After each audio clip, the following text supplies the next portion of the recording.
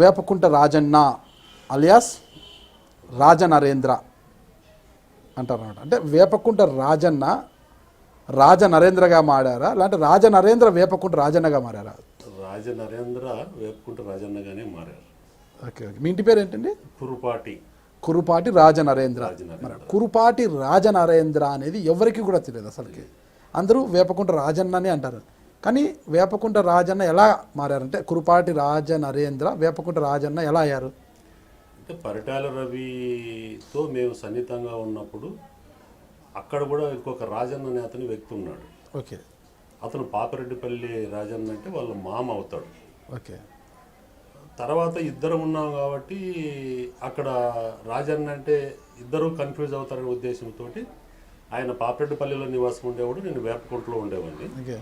అందుకోసమే అక్కడ పాపిరెడ్డిపల్లి రాజన్న వేపకుంట రాజన్న అని ఇద్దరుకు కన్ఫ్యూజ్ లేకోకుండా ఉండడానికి నేను వేపకుంట రాజన్నగా మారాల్సి వచ్చింది. Okay okay okay. అసలు మీ స్వగృహం ఏదండి? వేపకుంటలోనే. ఓకే. మీ తల్లిదండ్రుల పేరు ఏంటి? తల్లిదండ్రుల పేరు మా అమ్మ పేరు కురుపాటి పార్వతమ్మ, మా నాన్నగారేమో కురుపాటి బాలరంగప్ప. ఓకే. ఏం చేసేవారు వాళ్ళు? వ్యవసాయం. ఎన్ని ఎకరాల భూమి ఉండేది? మాకు ఒక 40 ఎకరాల భూమి ఉంది. అంటే పెద్ద భూస్వాములు అయితే మీరు? పెద్ద భూస్వామి అంటే ఎప్పుడు మా తాతలు మా నాన్నగారు వయసులో ఉన్నప్పుడు 300 ఎకరాలు భూమి ఉంది. ఓకే. అప్పుడు మా నాన్నగారు అయితే 5 మంది, మా నాన్న రెండో ఆయన. అట్లా మా నాన్నగారు డివైడ్ అయినప్పుడు మంచిగా 40 ఎకరాలు 30 ఎకరాలు ల్యాండ్ వచ్చింది. వాళ్ళు డివైడ్ అయిన తర్వాత సాగు భూమేనా? సాగు భూమి ఎంత పట్టా ల్యాండ్, డీసీ ల్యాండ్ కానీ అసైన్ ల్యాండ్ కానీ మాకే 1 సెంట్ కూడా లేదు, అంతా ఓన్ ల్యాండ్. పంట పొలం అంతా బీడేం లేదు, నీళ్ళు అన్ని బాగుండేదే. అంటే గత 75 వరకు మంచి పంటలు పండాయి మాకు. ఓకే. అప్పటి నుంచి ఇప్పటి వరకు వర్షాధారం లేదు, పేరూరు ప్రాజెక్టు వాటర్ వచ్చేది మాకు. ఇప్పుడు దాదాపుగా ఒక 20 years అవుతుంది ఆ పేరూరుకు వర్షం లేదు, నీళ్లు లేవు, డ్యాము నిండలే. అప్పటి నుంచి రైతులు బాగా చితికిపోయారు, వ్యవసాయం కూడా బాగా సన్నగిలింది. వ్యవసాయం పట్ల మోజు తగ్గిపోయి రైతులు బాగా ఇబ్బందులు పాలై ఒక దాదాపు 20-25 సంవత్సరాల నుంచి మాకు వేపకుంటలో వ్యవసాయం మీద ఆధారపడే రైతులకు పంటలే లేకోకుండా బాగా ఇబ్బంది పడ్డాం. ఓకే. ఎంతమంది సంతానం మీ తల్లిదండ్రులకు? మీరు? మా తల్లిదండ్రులకు మేము 2 అన్నదమ్ములు, 4 ఆడపిల్లలు. ఓకే. మీరు పెద్దవారా? కాదు, మా అక్కగారు 3 పెద్దవాళ్ళు, తర్వాత మా అన్న తర్వాత నేను, నా తర్వాత ఒక చెల్లి. ఓకే. అన్నగారి పేరు? కోనయ్య. ఓకే. కోనయ్య. కురుపాటి కోనయ్య. ఆయన ఏం చేస్తుంటారు? ఆయన వ్యవసాయం. ఇప్పుడు ఉన్నారా? ప్రజెంట్ ఊర్లోనే ఉంటాడు. మీరు వ్యవసాయమే? నేను. మీరేం చదువుకున్నారు? నేను 10th చదివాను 1972లో. 10th. అప్పట్లో 10th పాస్ అయ్యారా? 10th పాస్ అయ్యాను. ఓకే. ఇంకా చిన్న మారుమూల గ్రామము, ఒక వ్యవసాయ రైతు కుటుంబము, 10th వరకు చదువుకున్నారు. అప్పట్లో 10th అంటే ఇప్పుడు పీజీతో పోస్ట్ గ్రాడ్యుయేషన్తో సమానం. అప్పట్లో 10th అంటే అంత ఇది ఉండేది అనమాట. 10th అంటే అప్పుడు ఎస్ఎల్సీ అని ఉండేవాళ్ళు. ఎస్ఎల్సీ పోయిన తర్వాత 3rd బ్యాచ్ నాది 10th. Okay okay. ఎస్ఎల్సీ పోయిన తర్వాత 1972 నాది బ్యాచ్ అయినప్పుడు 62 వరకు ఎస్ఎస్ఎల్సీ ఉంది. 69 తర్వాతనే 10th వచ్చింది. ఎస్ఎస్ఎల్సీ పోయి ఎస్ఎస్సి వచ్చింది. Okay okay okay. ఎస్ఎస్సి వచ్చింది. Okay okay okay. ఇకపోతే అసలు మీరు ఒక మారుమూల గ్రామం 10th వరకు చదువుకున్నారు కదా, అంటే అప్పట్లో విద్యావంతులే మీరు.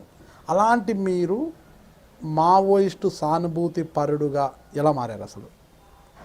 అంటే మాకు చిన్నప్పటి నుంచి నేను చాలా కష్టాలు అనుభవించాను.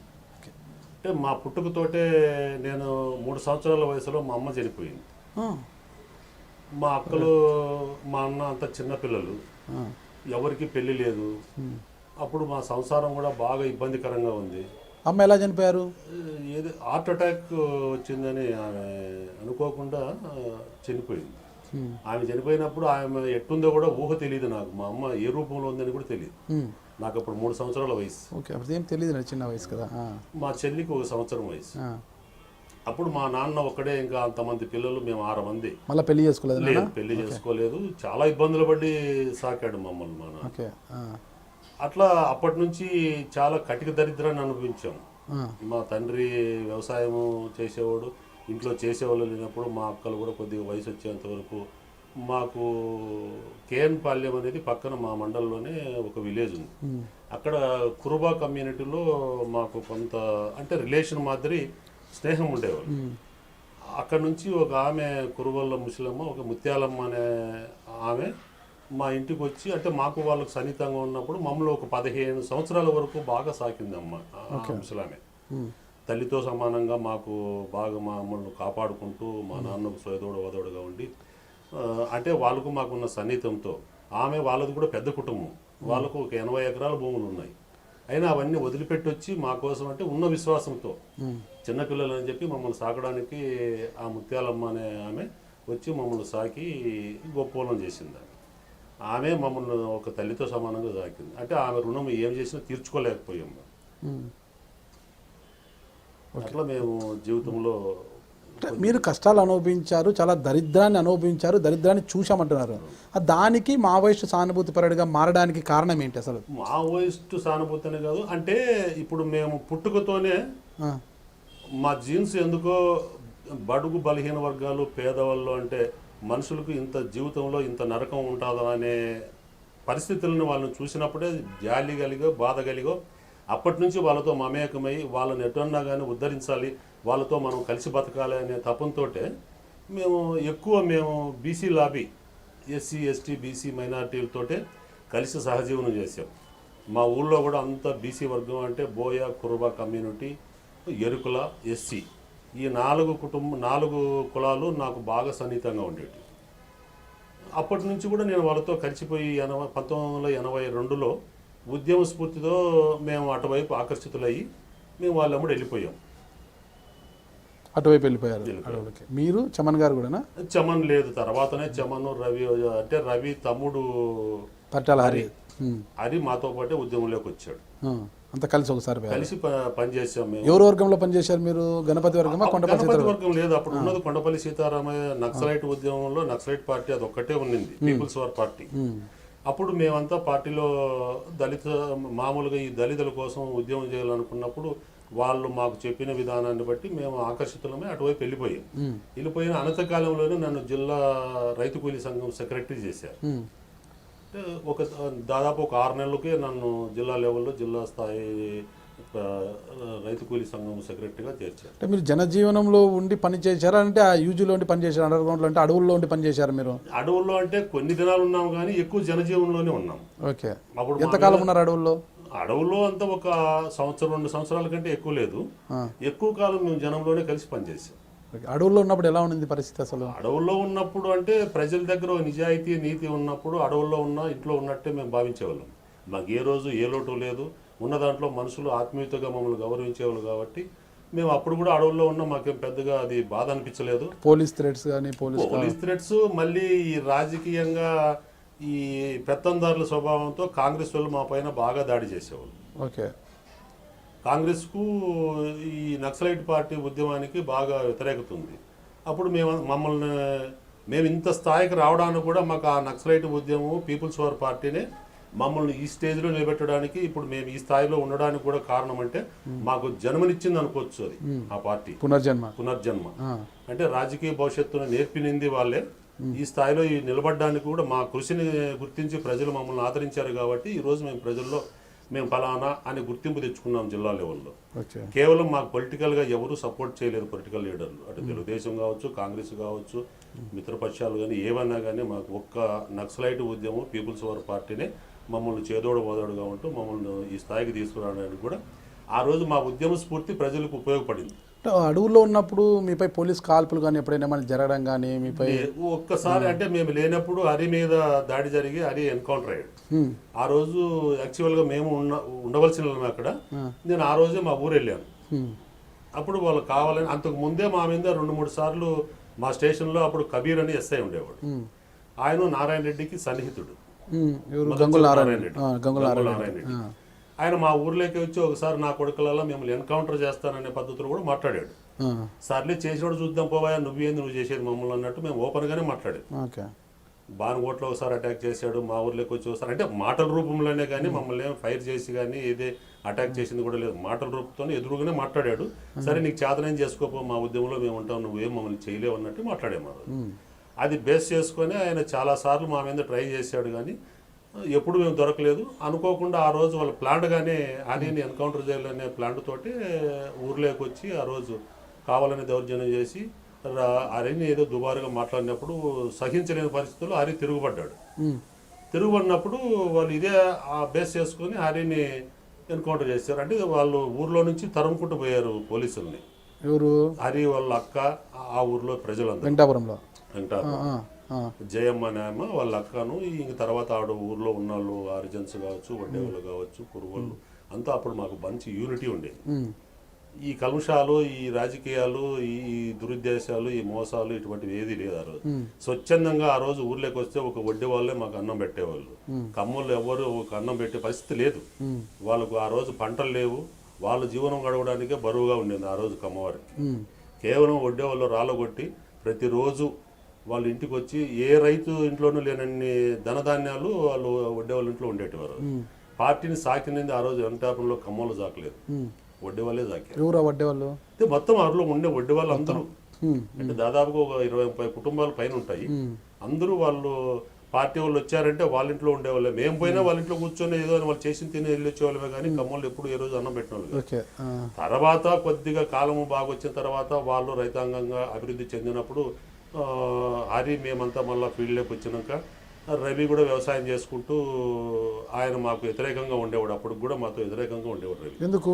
బూర్జువా మనస్తత్వం అయింది. ఓకే. అప్పుడు హరి మాతో ఫుల్ టైమర్ వర్కర్గా మాకు పనిచేసేవాడు. మేము ఇంటికి వెళ్ళినా కూడా ఆయన మమ్మల్ని విభేదించేవాడు. పరిటాల రవీంద్ర గారి బూర్జువా మనస్తత్వం అంటారా? అప్పటికే ఆయన అంటే జమీందారీ భూస్వామి విధానంతో అవలంబించేవాడు. తర్వాత ఎందుకు ఆయన అంత గౌరవించాల్సి వచ్చిందంటే, ఒక విప్లవ సంస్థలో వాళ్ళ తండ్రి తమ్ముడు అసూలు బాపారు కాబట్టి ఆ కుటుంబం మీద పార్టీకి సానుభూతి ఉంది కాబట్టి పార్టీ నుంచి రవి సేవ్ అయ్యాడు. యాక్చువల్గా రవికు పార్టీ మనస్తత్వం లేదు, పీపుల్స్ వార్ పార్టీ మనస్తత్వం లేదు, ఒక నియంత్రణ వ్యవహరించే మనస్తత్వం. ఎలాంటి మనస్తత్వం? అంతే అంటే ఎలాంటి మనస్తత్వం పూర్తి స్థాయిలో? అంటే ఆయన ఈ ఉద్యమాలను కానీ దాన్ని గౌరవించే విధానం లేదు ఆయనలో. అంటే ఆ కుటుంబంలో ఉన్నాడు కాబట్టి ఆయన ఏ తప్పు చేసినా కూడా పార్టీ అంతో ఎంతో ఆయన గౌరవించి, సర్లే తెలిసో తెలియనితనంతో ఆయన ఆవేశంతో ఇంకోటో తల్లిదండ్రులు పోయినారనే బాధతోటో తమ్ముడు పోయారు ఏదో రూపంలో ఆయన్ను ఏ తప్పు చేసినా క్షమించేవాళ్ళు పీపుల్స్ వార్ పార్టీ. మేమందరూ కూడా సహకరించేవాళ్ళం. అయినా మమ్మల్ని ఎప్పుడు ఆయన గౌరవించే విధానం లేకోకుండా మమ్మల్ని వ్యతిరేకించేవాడు. తర్వాత ఇంకా హరి చనిపోయిన తర్వాత ఈయన ఇంకా అక్కడ ఉంటే ఇబ్బంది జరుగుతుంది అన్నట్టు అప్పటి నుంచి కొంతవరకు మార్పు జరిగి ఆయన పార్టీ వైపు ఆకర్షితుడై ఆయన కూడా ఉద్యమంలోకి వచ్చాడు. అంటే పరిటాల హరి గారికి మీకు ఎలాంటి సంబంధాలు ఉండేవి అసలు? పరిటాల రవి హరి మాకు చాలా సన్నిహితం ఉండేది. రవి కన్నా హరినే మాకు చాలా దోస్తు. అంటే హరి నన్ను ఇడిసి ఉండేవాడు కాదు. పరిటాల రవీంద్ర గారు మీరు ఒకటే ఏజ్ గ్రూపా? నాకంటే ఒక 2 సంవత్సరాలు చిన్నోడు రవి. రవి కంటే 2 సంవత్సరాలు హరి చిన్నోడు. అంటే మీరంతా ఒక ఏజ్ గ్రూప్? మీ హరి కూడా మీకంటే చిన్నోడే? రవి కంటే చిన్నోడే, రవి నాకంటే 2 సంవత్సరాలు చిన్నోడు. ఓకే, అంటే మీరు పెద్దవాళ్ళు అంతా. ఓకే. అట్లా మేము కలిసి పోయేవాళ్ళము. హరి పోయిన తర్వాత మరి మేము 83 వరకు బాగా స్తబ్దతగా ఉన్నాం. అంటే హరి గారు పరిటాల హరిని ఎన్కౌంటర్ చేసినప్పుడు మీరు ఎక్కడ ఉన్నారు? అప్పుడు మీకేమనిపించింది? అసలుకి బయటకు వచ్చేయాలనిపించింది అని భయపడ్డారా? బయటికి అట్లా లేదు. అప్పుడు హరిని ఎన్కౌంటర్ చేసేంత వరకు మా ఏరియాలో పరిటాల శ్రీరాములని హత్య చేసిన తర్వాత మా ఏరియాలో ఎన్కౌంటర్లు కానీ హత్యలు కానీ ఏవి లేవు ఆ రోజు. అప్పుడు పరిటాల శ్రీరాములు చనిపోయినప్పుడు మళ్ళీ ఒక 6-7 సంవత్సరాల ఉద్యమం నీరుగారిపోయింది. తర్వాత స్లోగా పికప్ అయింది. పరిటాల శ్రీరాములు గారి హత్యకు పరిటాల హరి ఎన్కౌంటర్కు మధ్య ఎంత ఎన్ని సంవత్సరాల గ్యాప్? అది 1975లో పరిటాల శ్రీరాములు హత్య చేశారు. తర్వాత 87 ఏదో అనుకుంటాను, కరెక్ట్ డేట్ అయితే తెలియదు నాకు. మధ్యలో తర్వాత ఒక 10 years గ్యాప్ ఉంటుంది. ఒక 4-5 సంవత్సరాలు ఆ కుటుంబాన్ని ఎవరు పలకరించిన వాళ్ళు కానీ, బంధువులు కావచ్చు, లోకల్గా ఉన్న బాంధవ్యం కావచ్చు, స్నేహితులు కావచ్చు, అక్కడ ఉన్న వాళ్ళు ఎవ్వరు ఉద్యమం నీరు గారిపోయినట్టు ఎవరంతకు వాళ్ళు స్తబ్దతయ్యి, ఇంకా మంచి లీడరే చనిపోయాడు, ఇంక మేమెందుకు ఉండాలి, మమ్మల్ని ఏం చేస్తారు అనే భయంతో ఆ ఉద్యమానికి దూరమై రైతులందరూ చాలా ఇబ్బందులు పడి బతికారు. ఒక్కటి నాకు చెప్పండి, మీరు నాటి నాయకుడు కదా, మీకు పరిటాల శ్రీరాములు గారు చూసింటారు, మీరు చూశారు పరిటాల శ్రీరాములు గారు? చూశారు. అప్పుడు విషయాలు కూడా మీకు తెలిసింటాయి. గంగుల నారాయణ రెడ్డి గారు, పరిటాల శ్రీరాములు గారు ఇద్దరు కూడా, శ్రీరాములయ్య గారు ఇద్దరు కూడా ఫ్రెండ్స్. అవును, అంటే ఇప్పుడు వాళ్ళిద్దరే కాదు, పరిటాల శ్రీరాములు తండ్రి ముత్యాలప్ప, నారాయణ రెడ్డి తండ్రి గంగుల తిమ్మారెడ్డి ఇద్దరు చాలా దోస్తు. వాళ్ళిద్దరు దోస్తులు, మళ్ళీ వీళ్ళ పిల్లలు ఇద్దరు దోస్తులే. కానీ వీళ్ళిద్దరి మధ్య అగాధము ఏర్పడడానికి దారితీసిన కారణం ఏంటి అని చెప్పగలరా మీరు? చెప్తా. ఇప్పుడు గంగుల తిమ్మారెడ్డిను పరిటాల ముత్యాలప్ప ఇద్దరు ఒకే ఊర్లో పెళ్లి చేసుకున్నారు. ఓకే. పక్కనే, మాకు పక్కనే. ఏ ఊరు? ఏ ఊర్లో? అది వచ్చేసి రాయచర్ల. రాయచర్ల. ఎప్పుడు ఆయన వచ్చేవదో తిమ్మారెడ్డి, గంగుల తిమ్మారెడ్డి వస్తూ వెంకటాపురానికి వచ్చి ఈయన పికప్ చేసుకొని అత్తగారి ఊరికి వెళ్ళేవాళ్ళు. ఊరికి పరిటాల ముత్యాలప్పన. అట్లా అంత దోస్తు ఫ్యామిలీ, ఇద్దరు ఒక తల్లి పిల్లలు అన్నట్టుగా సహజీవనం గడిపేవాళ్ళు వీళ్ళు. అంటే కులానికి అతీతంగా. అప్పుడు అట్లా వాళ్ళకి టైం గడిచిపోయింది. అప్పుడేమి ఇల్లు శత్రుత్వం లేదు. శ్రీరాములు చదివేటప్పుడే, ఆయన ఎస్ఎల్సి చదివేటప్పుడే ఉద్యమం ఆకర్షితుడే అటువైపు పోయి ఆయన విప్లవ రచయితల సంఘంలో కూడా మెంబర్ అయ్యాడు. తర్వాత నారాయణ రెడ్డి అప్పటికే వాళ్ళది కూడా మంచి ఫ్యామిలీనే. అప్పటికి వాళ్ళకు కూడా 200 ఎకరాలు ల్యాండ్ ఉండేది, పెద్ద రైతాంగమే. పరిటాల శ్రీరాములకు అప్పుడు వాళ్ళంతా అన్నదమ్ములు 5 అయితే వాళ్ళకు కూడా వ్యవసాయం మంచి వ్యవసాయమే. ఆ ఉద్యమం కంటే ముందు శ్రీరాముల భావం వేరు, నారాయణ రెడ్డి భావం వేరుగా ఉండి చదువుకునేటప్పుడు ఇద్దరు చదివేటప్పుడు అంటే ఫ్రెండ్సే మామూలుగా. ఎప్పటి వరకు రాజకీయంగా పరిపక్వత వచ్చేంత వరకు స్నేహితులు, బంధువులుగానే ఉన్నారు. ఎప్పుడైతే శ్రీరాములు ఉద్యమం వైపు అటువైపు వెళ్ళిపోయాడో ఈయన రాజకీయ వైపు ఇటువైపు వచ్చాడు. అక్కడ ఇద్దరికి గ్యాప్ వచ్చింది. గ్యాప్ వచ్చిన తర్వాత శ్రీరాములు ఉద్యమంలో ఉంటూ ఆయన చంపబడ్డాడు. ఆ చంపేటప్పుడు కూడా నారాయణ రెడ్డి ఆ చంపే వాళ్ళకు తోడయ్యాడు ఈయన. ఓకే. ఎవరు చంపింది ఇంతకీ? కాదిగాంచర్లు అని చెప్పి ఒక పెళ్లికి, ఒల్లూరు పెళ్లికి పోయేవాళ్ళు ఆ రోజు. ఆ ప్రోగ్రాం అని తెలిసిన తర్వాత ఆయన దగ్గర శిష్యుడిగా ఉన్న కాదిగాంచర్ల సిద్ధప్ప అని బోయాతను, ఆయనకు ప్రాణభిక్ష పెట్టాడు, ఆయనకు లైఫ్ ఇచ్చాడు శ్రీరాముడు. ఆయనతో సఖ్యంగా ఉంటూ ఈయన చంపడానికి ప్లాన్ చేశారు. ఎందుకు ప్లాన్ చేయాల్సి వచ్చింది అంటారు అసలు? అంటే ఆయన ఉద్యమంలో వెళ్ళాడు. దానికి ఆయన చంపడానికి కారణం ఏంటంటే, ఎగువపల్లిలో మా కమ్మాసే ఎక్కువ ఉన్నారు. వాళ్ళందరూ కూడా కొన్ని శివాజీ జమ భూములు ఉన్నప్పుడు ఆ ఉద్యమం చేసినప్పుడు శివాజీ జమ భూములన్నీ ఈయన లాగాడు. శ్రీరాముడు ఉద్యమ స్ఫూర్తితో లాగి బీదోళ్ళకు పంచారు. పంచినప్పుడు మా భూములన్నీ తీసుకున్నాడనే ఉద్దేశంతో వాళ్ళందరూ కసితోటి నారాయణ రెడ్డితో మమేకమయ్యారు. నారాయణ రెడ్డి కూడా పొలిటికల్గా అప్పుడు కాంగ్రెస్ పార్టీ అని అనుకుంటాం. అప్పుడు జనసంఘ్ ఉండింది పార్టీ, అంటే కాంగ్రెస్, నేషనల్ కాంగ్రెస్ ఒకటి ఉండేది. తర్వాత మధ్యలో విడిపోయింది ఆవు దూడ అని. అంటే రెడ్డి కాంగ్రెస్, రెడ్డి కాంగ్రెస్ కాదు, ఐ కాంగ్రెస్, ఇందిరా కాంగ్రెస్ ఒకటి, కాంగ్రెస్ ఒకటి. తర్వాత మళ్ళీ రెడ్డి కాంగ్రెస్ వచ్చింది, మన ఏపీలో వచ్చింది రెడ్డి కాంగ్రెస్. ఆ టైంలో నారాయణ రెడ్డి, ఒకప్పుడు నారాయణ రెడ్డి ఎమ్మెల్యే కావడానికి కూడా మేమందరూ సహకరించాం. మా లోకల్ ఏరియా వాడు ఎమ్మెల్యే అవుతాడు అన్నప్పుడు మేము నారాయణ రెడ్డికి అందరం సహకరించి, ఆ రోజు మా తాతగారు, మా నాన్నగారు ఉండేవాళ్ళు, వాళ్ళందరూ కూడా సహకరించి ఆయనకు ఓట్లు వేసి ఆయన ఒక ఎమ్మెల్యేగా చేశారు.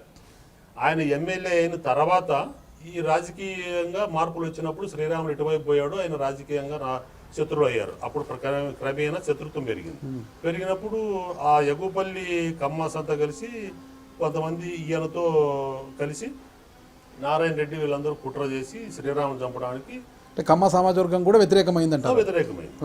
వ్యతిరేకమై శ్రీరాములు చంపడానికి కుట్ర చేశారు. దాంట్లో తగరకుంట వాళ్ళు కుట్ర ఉంది, ఎగుపల్లి కమ్మాస్ ఉన్నారు, నారాయణ రెడ్డి ఉన్నాడు. తోపుదర్తి వాళ్ళ ప్రమేయం అయితే లేదు ఆ రోజు శ్రీరాములు చంపడానికి. చెన్నారెడ్డిలో ఆ రోజు లేరు. వాళ్ళు ఎవరు అసలు ఉద్యమానికి సంబంధం లేదు. ఆ రోజు చెన్నారెడ్డి అన్నోన్ పర్సన్. శ్రీరాములు చంపడానికి ముందు చెన్నారెడ్డి ఎవరో తెలియదు. చెన్నారెడ్డి చిన్న కుటుంబం, ఆయనకి ఏదో 3 ఎకరాలు 5 ఎకరాల ల్యాండ్ ఉండేది. కేవలం ఆయన తర్వాత వచ్చాడు లేండి ఫీల్డ్కి. అంతకుముందు నారాయణ రెడ్డే ముందు నుంచి ఉన్నాడు. ఈ 2 కుటుంబాలు సన్నిహితంగా ఉన్నప్పుడు కూడా దాంట్లో పొరపాటు అయితే ఫస్ట్ స్టెప్లో నారాయణ రెడ్డి అయితే తప్పు చేశాడు. ఆయన ఎప్పుడైతే శ్రీరాములతో శత్రుత్వం పెంచుకున్నాడో ఇంకా ఆ రోజు నుంచి ఒక రోజుకు వీళ్ళకు బాగా పెరిగిపోయింది. పరిటాల రవీంద్ర గారు శ్రీరాములయ్య అని సినిమా తీశారు, తెలుసు కదా మీకు. దాంట్లో పరిటాల శ్రీరాములయ్యని చంపించడానికి సాన చెన్నారెడ్డే విషయం నూరిపోస్తాడు గంగుల నారాయణ రెడ్డికి అని చూపిస్తారు. కమర్షియల్ కదండి, అది వాళ్ళకి ఏదో ఎట్లా ఉంటే అట్లా తీసుకున్నారు కానీ అది దాంట్లో ఒరిజినాలిటీ లేదు. ఒరిజినాలిటీ లేదంటారా? పిక్చర్లో ఒరిజినాలిటీ లేదు. ఓకే, వాళ్ళు ఏదో కల్పితం చేసుకుని చేశారు. చెన్నారెడ్డి నూరిపోస్తాడు ఇద్దరి మధ్య. లేదు లేదు లేదు లేదు, చెన్నారెడ్డి ఆ రోజు ఫీల్డ్ లోనే లేడు. ఓకే, 75లో శ్రీరాములు చంపినప్పటికి చెన్నారెడ్డి అప్పుడు సమితి ప్రెసిడెంట్ కూడా కాదనుకుంటాను. ఓకే, అంటే పరిటాల శ్రీరాములయ్యకు గంగుల నారాయణ రెడ్డి ఇచ్చే ప్రాధాన్యతను భరించలేక చెన్నారెడ్డి ఇద్దరి మధ్య అగాధం సృష్టించి ఆయనను హత్య చేసేలా కూడా ప్రేరేపించింది ఈయనే అనేది ఆ సినిమాలో సారాంశం. లేదు లేదు లేదు, అదైతే తప్పు. నారాయణ రెడ్డిని ప్రేరేపించిన దాంట్లో ఆయన హస్తం లేదు. తర్వాత వాళ్ళు వచ్చారు. ఓకే, సాన చెన్నారెడ్డి మళ్ళా పరిటాల శ్రీరాములయ్యని చంపేశారు. తర్వాత నారాయణ రెడ్డి గారిని చంపారు, సాన చెన్నారెడ్డిని కూడా. మరి ఇక్కడ సాన చెన్నారెడ్డి కుటుంబానికి పరిటాల కుటుంబానికి ఎందుకు వైరం వచ్చిందంటారు మళ్ళా? అంటే సానే చెన్నారెడ్డి, నారాయణ రెడ్డి వీళ్ళందరూ కలిసి ముఠాతత్వంతో కాంగ్రెస్ లీడర్లు అయ్యారు. అప్పుడు ఎప్పుడు పార్టీ కాంగ్రెస్కి వ్యతిరేకంగా పనిచేసింది. కమ్యూనిస్టు పార్టీ కావచ్చు, వీళ్ళు ఈ పీపుల్స్ వార్ పార్టీ. ఆ ఉద్యమంలోనే చెన్నారెడ్డి కూడా పీపుల్స్ వార్ పార్టీకి వ్యతిరేకి. ఆ పద్ధతిలో మా ఏరియాలో ప్రజలను దౌర్జన్యంగా వీళ్ళు చంపడము, రకరకాల హింసించడము, పోలీస్ స్టేషన్లో కేసులు పెట్టి మమ్మల్ని థ్రెట్ చేయడము, రకరకాల ఇబ్బంది పెట్టారు. ఆ రూపంలోనే ఆ క్రమేణా మాకు పార్టీకి శత్రువు అయినాడు, మాకు శత్రువులు అయ్యారు. ఓకే, మీరు 10వ తరగతి వరకు చదువుకున్నారు. మావోయిస్టు సానుభూతి పెరిగంటే వాళ్ళ కార్యకలాపాలకు మీరు ఆకర్షితులా ఇక్కడికి అడవి బాట పట్ట అడవిలోకి వెళ్ళి ఎప్పుడైనా అడవిలో అంటే పోలీసులు థ్రెట్స్ కావచ్చు, పరిటాల హరి గారి ఎన్కౌంటర్ తర్వాత కావచ్చు, ఇవన్నీ చూసినప్పుడు ఎందుకు అడవికి వచ్చానా, ఏదో ఇంటికాడ వ్యవసాయం చేసుకొని బతుకుంటే బాగుండేది కదా అనిపించేది అప్పుడు ఏమన్నా? అప్పుడు ఏం లేదు, అంటే వయసు అది కాదు కదా మాకు. అంటే మాకు కూడా అటువంటి దాని మీద ఇష్టంగా ఉన్నప్పుడు అదేం కష్టం అనిపించదు కదా. అంటే పరిటాల హరి గారి ఎన్కౌంటర్ తర్వాత మీకేమనిపించింది? అసలు ఏం భయం కాలేదా? భయం ఏమనిపించలేదు? అంటే హరిని చంపిన తర్వాత భయం అంటే భయం ఏం లేదు. ఎప్పుడైనా సత్యవలమే అన్నప్పుడు, ఉద్యమంలో ఉన్నప్పుడు మనిషి ఒక ఉద్యమం లేదంటే ఏదో పద్ధతిలో పోయినప్పుడు సావుకు భయపడి ఏది చేయలేము మనం. ఓకే, ఇప్పుడు కూడా చావు అనేది ఎప్పుడైనా ఒకసారి వస్తుంది, ఏదో రూపంలో సావు మనల్ని ఆవరిస్తుంది. అంటే సావుకు భయపడి మనం ఏ పని చేయలేము. ఇప్పుడు సస్తామని చెప్పి మనం అన్నం తినుకోండి మానేస్తామా? కరెక్ట్ అండి. అట్లా ఉద్యమంలో హరి పోయిన తర్వాత ఇప్పుడు హరి కంటే ముందు ఎంతమంది పోయారో ఆ ఉద్యమంలో ఎంతమంది సౌదులు అయ్యారు. అంటే వాళ్ళందరూ పునాదులే వాళ్ళ పార్టీకి. అంటే ఇది ఒక రోజుతో ఆగేది కాదు, విప్లవం ఒక రోజుతో వచ్చినది కాదు, నిరంతరము కొనసాగుతూనే ఉంటుంది. ఓకే, మరి మీరు మావోయిస్టు సానుభూతి యూజీలో ఉన్నప్పుడు మీరు అంటే వర్గాలు ఏర్పడ్డాయి. గణపతి వర్గము, కొండపల్లి సీతారాయ వర్గం అనేది పార్టీ డివైడ్ అయిపోయింది. అది పీపుల్స్ వార్ పార్టీ అనేది రెండుగా డివైడ్ అయిపోయింది. మెజార్టీ సభ్యులంతా వచ్చి గణపతి సైడ్ వెళ్ళిపోయారు. కొంతమంది పోతులు సురేష్ లాంటి వాళ్ళు ఇతో ఆగారనమాట, ఇక్కడ యూతలు ఆగిపోయారు. అంటే మీరు అప్పటికి ఇంకా మావోయిస్ట్ సానుభూతి పరిడిగానే ఉండేవారా? అంటే మా ఏరియాలో మేమందరము పార్టీ 82 వరకు ఉద్యమం, 83, 85 వరకు చేసినా కూడా 83 నుంచి మేము ఆ ఉద్యమంలో ఎప్పుడైతే ఆరిపోయాడో అప్పుడు స్తబ్దతగా ఉంటూ, తర్వాత మేము పూర్తి దూరం అయ్యాం ఉద్యమానికి. దూరమయ్యి జనజీవన శ్రమంతో గడిచిపోయిన తర్వాత 83, 85లో మేము మళ్ళీ తెలుగుదేశం పార్టీలో చేరాం. ఓకే, పరిటాల రవీంద్ర గారికి వాళ్ళ సోదరుడు పరిటాల హరి గారికి ఉన్న తేడా ఏంటి అసలుకి? పరిటాల రవికి హరికి చాలా తేడా ఉంది. పరిటాల రవి కన్నా పరిటాల హరి ప్రజల్లో మంచి మనిషిగా గుర్తింపు చెందాడు. అంటే ఉన్నత భావాలతో ప్రజల్లో కలిసిపోయి పరిటాల శ్రీరాముల కంటే కూడా గొప్ప వ్యక్తి అనే అనతి కాలంలోనే చాలా గొప్ప విలువ సంపాదించుకున్నాడు పరిటాల హరి. తర్వాత ఉద్యమ స్ఫూర్తితో ఇప్పుడు హరి చనిపోయినప్పుడు కూడా మేము మధ్యలో ఒకసారి మా మధ్య కొన్ని సంఘర్షణలు జరిగినప్పుడు 87లో తెలుగుదేశం పార్టీలో మేము ఉన్నప్పుడు రవి సానుభూతి పరుడుగానే ఉన్నాడు. అటు పార్టీ క్రమంలోనే ఉంటూ తెలుగుదేశం పార్టీకి సానుభూతి పరునిగా ఇండైరెక్ట్గా పార్టీకి హెల్ప్ చేసే టైప్లో ఆయన కామ్గానే ఉండిపోయాడు. అప్పుడు ఫస్ట్ మాకు తెలుగుదేశం పార్టీలో సింగిల్ విండో ఎలక్షన్స్ జరిగాయి. మాకు జరిగినప్పుడు మేము తగరకుంట సుబ్బారెడ్డి అనే అతను టీడీపీ తరఫున సింగిల్ విండో ప్రెసిడెంట్గా నిలబెట్టాము. బానుకోట పరంధామరెడ్డి అనే అతను కాంగ్రెస్ వాళ్ళు సింగిల్ విండోకు నిలిపించారు. అప్పుడు మాకు బాగా ప్రజల్లో మంచి పట్టు వచ్చింది. ఈ కాంగ్రెస్తో దెబ్బతిన్న బీసీ వర్గం అంతా మా వైపు వచ్చింది.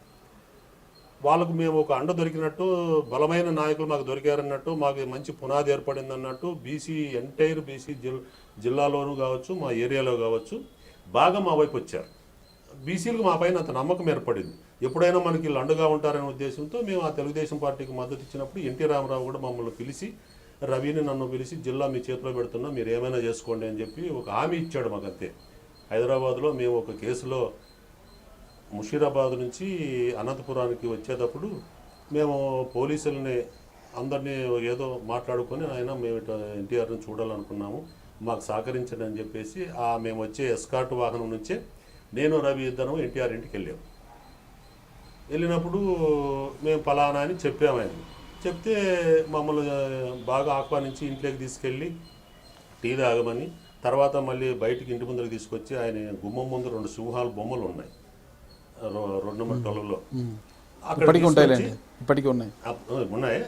అప్పుడు మమ్మల్ని అక్కడికి తీసుకొచ్చి మా భుజాల మీద చేతులు వేసుకొని, కెమెరామ్యాన్ అతనికి ఎవరో మంచి ఫ్రెండ్ ఉండే, అతను ఏదో పేరు కూడా ఉంది, నాకైతే గుర్తులేదు, కానీ ఆయన పిలిచి, అరే మా తమ్ముళ్ళకి ఒకసారి ఫోటోది, ఆ యాంగిల్లోది ఈ యాంగిల్లోది అని, ఆయన ఫోటో ప్రియుడు కదా, బాగా పోజులు ఇచ్చి మా మీద భుజాల మీద చేతులు వేసి ఫోటోలు తీయించాడు. తీయించేసి ఈ రోజు నుంచి జిల్లా మీ ఇద్దరికి హ్యాండ్ ఓవర్ చేశాను, మీరు ఏమైనా చేసుకోకపోండి ఓపెన్గా చెప్పేసి, మీకు జిల్లా అనంతపురం జిల్లా మీ చేతిలో పెట్టి, రవికి నాకు పరిటాల రవీంద్ర గారికి మేము ఒక కేసులో ముద్దాయిలం సబ్ జైలు. అక్కడ ఏం కేసు అది? అది సాత్ నగర్ కూడా కాదనుకుంటాను, ఒకటి చిన్నది ఏదో ఇన్సిడెంట్ అంటే సత్యము ఉన్నాడు కదా పార్టీలో, సత్యము వాళ్ళు అక్కడ రామగిరి మండలంలోనే ఏదో ఒక విలేజ్, అక్కడ ఏదో ఒక ఇన్సిడెంట్ జరిగింది. దాంట్లో వీళ్ళందరూ ముద్దాయిలు. ఆ కేసుకు చాలాసార్లు ఇబ్బంది పడ్డాము. తర్వాత మాకు డబుల్ మర్డర్ కేసు ఒకటి సాత్నగర్లో డబుల్ మర్డర్ కేసు జరిగింది, దాంట్లో మేము ముద్దాయిలం. ఆ కేసులో మీరు ముద్దాయిలు అయ్యారు, దాంట్లో మీ ఇన్వాల్వ్మెంట్ ఉందా? ఇన్వాల్వ్మెంట్ అంటే ఆ రోజు యాక్చువల్గా మా మీద వాళ్ళు అటాక్ చేశారు హైదరాబాద్లో. మేము ఎన్టీ రామారావుతో పరిచయం అయిన తర్వాత మేము ఎప్పుడైనా మాకు ఆహ్వాన్ హోటల్లో మాకు 2 రూములు ఎప్పుడు పెట్టేవాళ్ళు. ఆహ్వాన్ హోటల్లో మేము హోటల్లో ఉంటూ పెద్ద ఆయన్ని కలిసేవాళ్ళం. మేము ఆ రోజు ఏదో మీటింగ్ ఉందంటే మేము అందరం వెళ్ళాం, దాదాపుగా 10-20 వెహికల్ పోయాం. పోయి మేము ఆహ్వాన్ హోటల్లో ఉన్నాము. మమ్మల్ని చంపడానికి తప్ప ఇంక వేరే మార్గం. ఎవరు వచ్చారు చంపడానికి? అంటే వాళ్ళు చెన్నారెడ్డి గ్రూప్. అప్పుడు నారాయణ రెడ్డి లేడు కదా, వెళ్ళిపోయాడు. నారాయణ రెడ్డిని చంపారు. చెన్నారెడ్డి కూడా చనిపోయాడు. తర్వాతనే ఇప్పుడు వీళ్ళు మిగతా గ్రూప్ అంతా, ఇప్పుడు నారాయణ రెడ్డి కొడుకు కావచ్చు, చెన్నారెడ్డి కొడుకులు కావచ్చు, వీళ్ళంతా కాంగ్రెస్ వాళ్ళు అందరూ కలిసి, చెన్నారెడ్డి కొడుకులు అంటే ఓబులరెడ్డి, రమణారెడ్డి, ఇక్కడ సూరి, వాళ్ళంతా గ్రూప్ అయ్యి మమ్మల్ని అటాక్ చేయడానికి మందితో పాటు వచ్చి వాళ్ళు ఎక్కడో బయట దిగారు. మేము ఆహ్వానంలో ఉన్నాం. మేము ఆహ్వానం నుంచి ఎన్టీ రామారావు ఇంటికి పోయి వచ్చినప్పటికీ అక్కడ థియేటర్లు ఉన్నాయి, 2 థియేటర్లు కూడా ఉన్నాయి ఆహ్వానం హోటల్ ముందర. వాళ్ళు సినిమాకి వచ్చినట్టు వచ్చి మమ్మల్ని గెస్ట్ చేస్తున్నారు. వాళ్ళు మాకు అనుమానం వచ్చి వాళ్ళని పట్టుకున్నాం. వెంకటరామయ్య శెట్టి అని ఒక కోంటోల్ అబ్బాయి, అక్కడ కలికవాండ్లపల్లి ఏదో విలేజ్ అవుతుంది.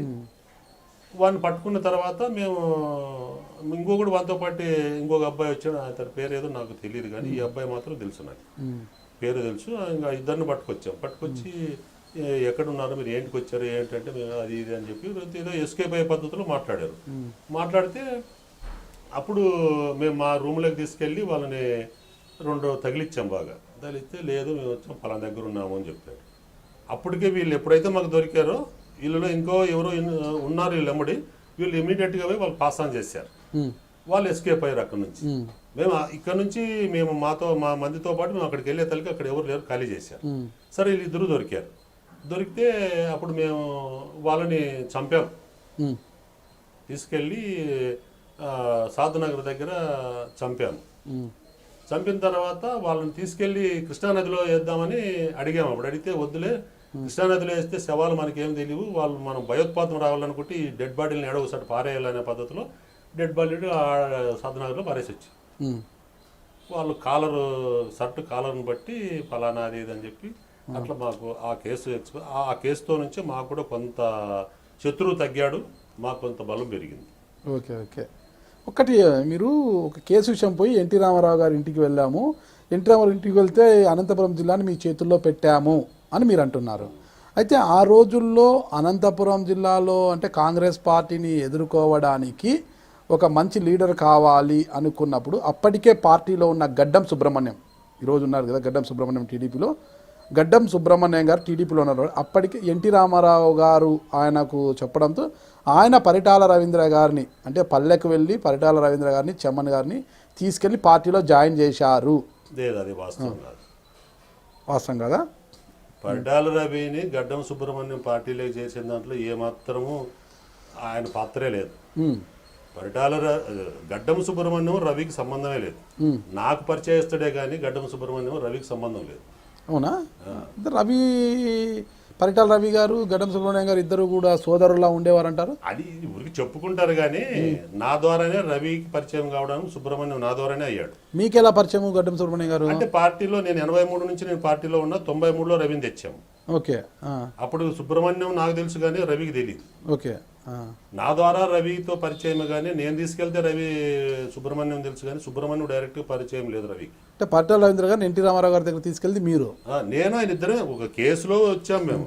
అంటే రవిని మళ్ళీ సరెండర్ చేసినట్టు చేసి తర్వాత మేమంతా అప్పుడు రవిని, అప్పుడు మాకు ఇక్కడ ఎస్పీ వచ్చేసి కెప్టెన్ కేవీ రెడ్డి, ఒక డిఎస్పీ వచ్చి లక్ష్మీరెడ్డి అనే అతను డిఎస్పీ. ఆ టైంలో మేము రవిని సరెండర్ చేశాం. అంతేగాని రవిని ఆయన తీసుకొచ్చి పార్టీలో చేరడము కాదు, ఏమి లేదు.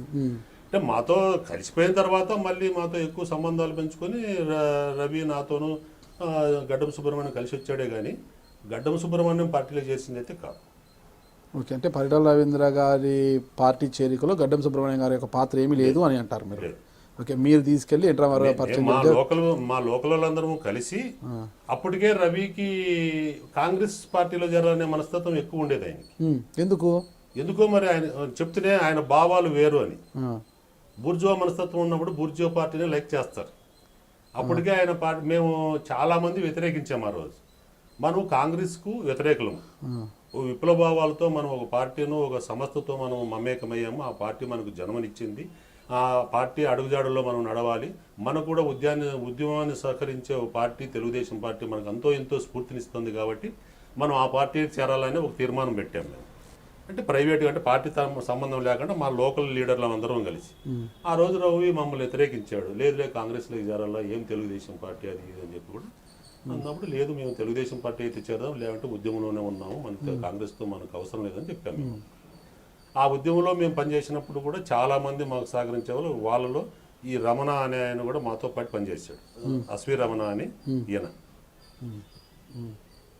ఇట్లా వాళ్ళు చాలామంది మేమందరం కలిసి ఆ రోజు రవిని కూడా మేము కలుపుకొని లాస్ట్కి మా దారినే తీసుకొచ్చి తెలుగుదేశం పార్టీకి చేరడానికి నిర్ణయించుకొని ఎన్టీ రామారావుతో మళ్ళీ ఒకసారి మాట్లాడి, ఈ డిపార్ట్మెంట్తో కూడా మేమే మాట్లాడి ఎన్టీ రామారావుని మా ఏరియాకి పిలిపించి రామగిరిలోనే మీటింగ్ పెట్టించాం.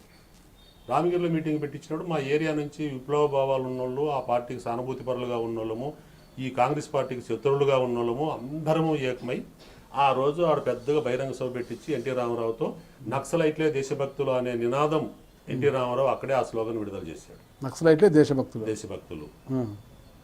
ఫస్ట్ అక్కడే స్టార్ట్ అయ్యేది. మీరు అప్పటికే బయటకు వచ్చేసినారు? మేము అప్పటికే నేను 83లో నేను బయటకు వచ్చి పార్టీలో చేరాను.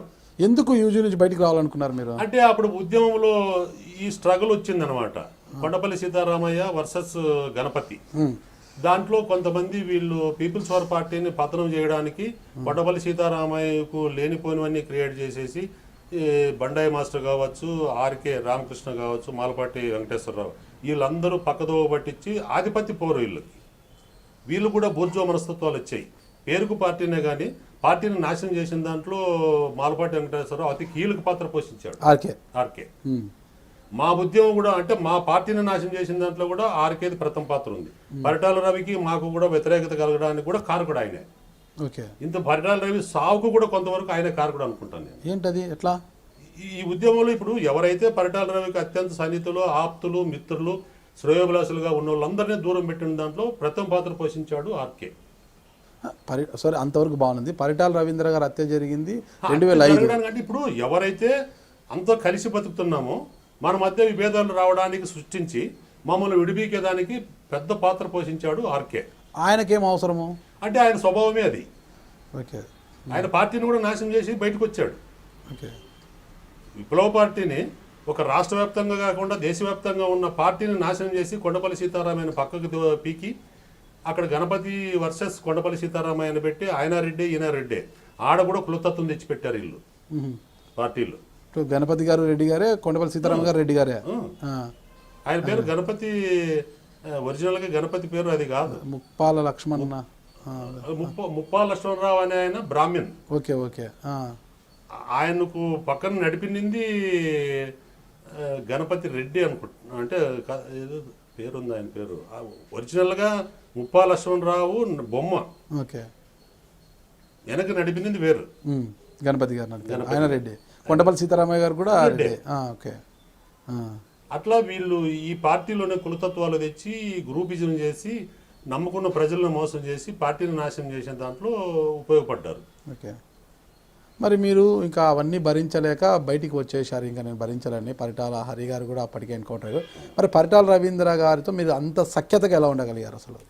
సఖ్యతగా అంటే ఆ రోజు మా ఏరియాను మా ప్రజలను కాపాడుకోవడానికి మాకు ఉద్యమం అప్పుడు సహకరించింది.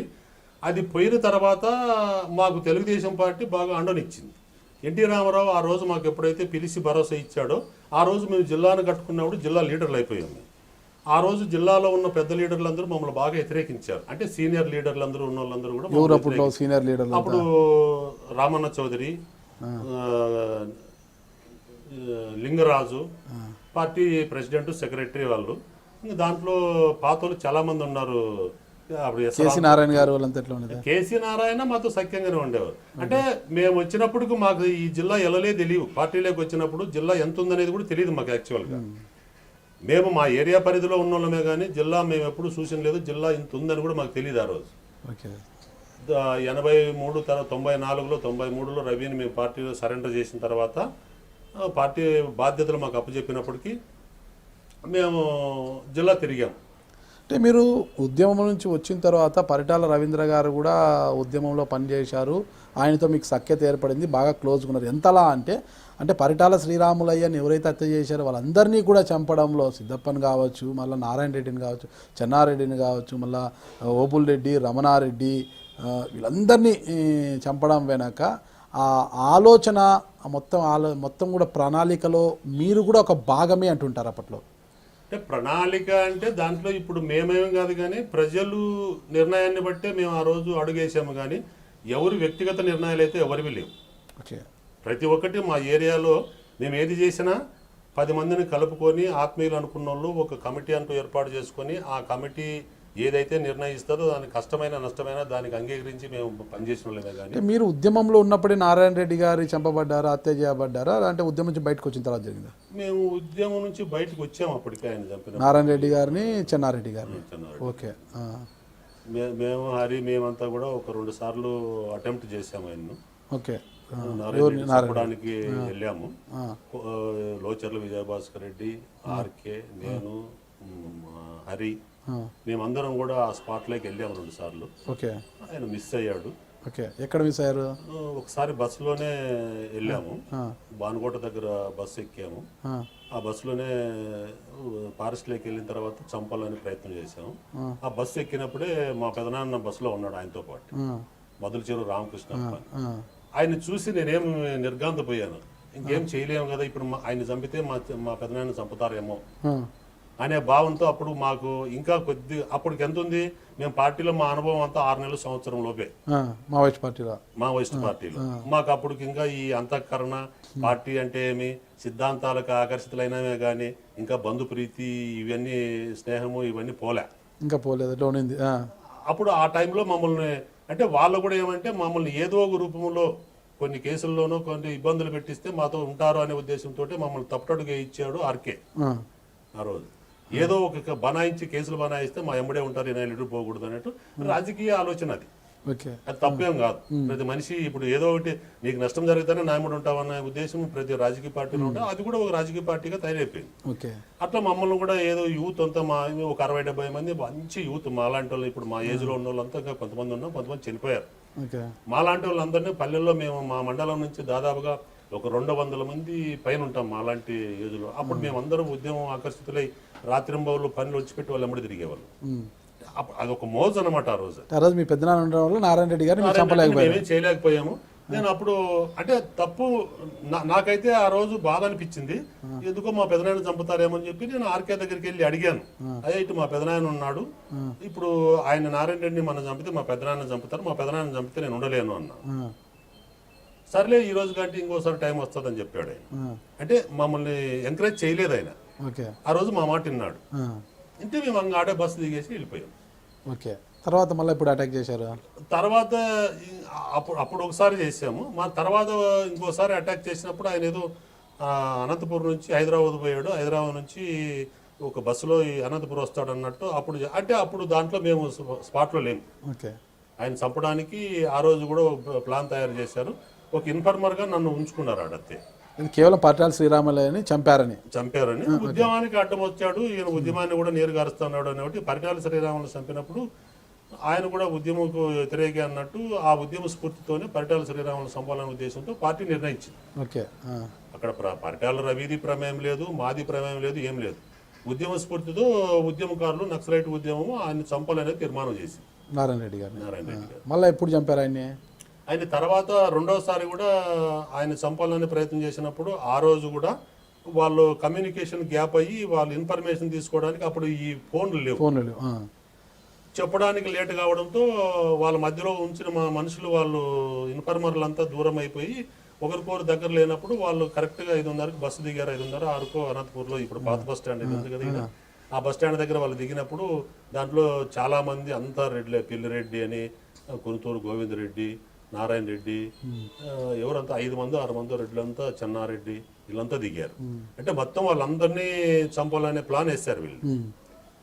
ఆ రోజు ఖచ్చితంగా ఈ కమ్యూనికేషన్ గ్యాప్ వచ్చినప్పుడు వీళ్ళు ఇన్ఫర్మేషన్ ఫెయిల్యూర్ అయింది, వాళ్ళు దిగారు, వెళ్ళిపోయారు. వాళ్ళు సేఫ్గా బయటికి పోయారు, వీళ్ళు ప్లాన్ ఫెయిల్యూర్ అయింది. ఇంకా అందరితో ఆగిపోయింది ఉద్యమం. అప్పుడు ఇంకో సంవత్సరం మళ్ళీ గ్యాప్ ఇచ్చారు. ఇదేదో బాగలేదు ఎందుకన్నట్టు మళ్ళీ వాళ్ళంతకు వాళ్ళు ఈ బ్యాచ్లు అయితే పనికిరావు, వీళ్ళు మనల్ని ఏమి చేయలేరు, వీళ్ళు మన మాట వినలేరు అన్నట్లునో, లేకపోతే వాళ్ళు మా మీద డౌట్ వచ్చో వాళ్ళు మమ్మల్ని ఎవరిని కలుపుకోకుండా వాళ్ళకి సంబంధించిన వాళ్ళనే తీసుకొని ఆయన తిరుపతికి పోయే ఇన్ఫర్మేషన్ తీసుకొని, తిరుపతి నుంచి ఆయన వచ్చేటప్పుడు ఇన్ఫర్మేషన్ తీసుకొని బస్సు దిగుతూనే అదే మళ్ళీ సప్తగిరి సర్కిల్లోనే అటాక్ చేశారు. చేసి అప్పుడు అన్నపూర్ణ లాడ్జ్ ఒకటి ఉంది గొద్దిరెడ్డిపల్లిలో, ఆ లాడ్జ్లో ఎప్పుడు ఉండేవాడు ఆయన. ఆడ దిగి లాడ్జికి పోతాడు అన్నప్పుడు వాళ్ళు అక్కడే కాసుకొని ఆ టీ బంకులు ఉండేవి చుట్టూ ఆడప్పుడు లోపల వైసీ హాస్టల్ ఉన్నది, ఆ టీ బంకులు ఉంది. ఆ బంక్ దగ్గర వీళ్ళందరూ ఉండి ఆయన దిగుతానే ఆయన ఫాలో అయ్యారు. ఆయన పారిపోతే పంచి ఊడిపోయింది ఆయన. అంటే లోపల డ్రాయర్ ఏది వేసుకునేవాడు కాదు, ఖాళీ పంచి కట్టేవాడు ఆయన. ఆ పంచి ఊడిపోతే కూడా అట్లా పారిపోయాడు ఆయన.